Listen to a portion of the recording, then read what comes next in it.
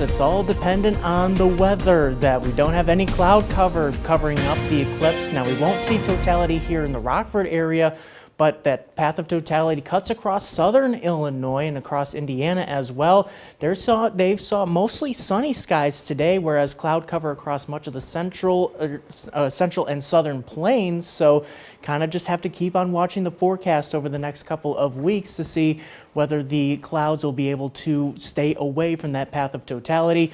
While here at home, we saw plenty of cloud cover and also a little of flurries and sprinkles across the area. It's all part of a wide-ranging system across much of the plains, as we saw earlier, bringing potentially feet of snow in Minnesota, whereas closer to home, mostly dry right now. We just saw a few flurries and a few raindrops earlier. That's mostly cleared out of the area. Can't rule out a stray flurry or raindrop over the next few hours, but otherwise should be mostly clear for the most part this evening. Then into tonight, we're going to have rain showers returning later on closer towards sunrise. Temperatures are going to hover around 40, if not slightly warming up a few degrees overnight. Also going to see the breeze kicking up too, gusts up to 30 miles per hour overnight.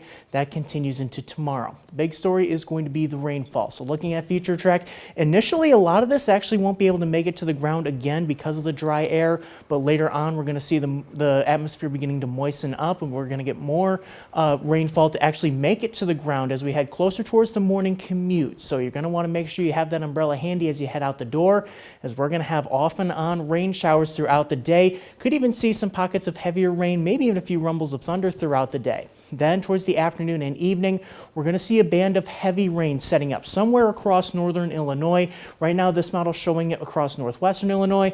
Really just going to be keeping an eye on this, because where this band of heavy rain sets up, that's going to bring potentially some flooding rainfall, because it's just going to be happening over a few hours. So that's going to be something we'll want to consider. Once that clears out, we're back to more off and on activity, potentially some embedded thunderstorms carrying over into Tuesday before we begin to wrap things up heading into Tuesday afternoon. When all is said and done, generally about a half inch to an inch of rain is possible, but where that heavy rain band sets up, we could see potentially 2 inches or over that in terms of rainfall. So we'll be watching that for potential flooding of rivers and creeks, maybe even some aerial flooding as well.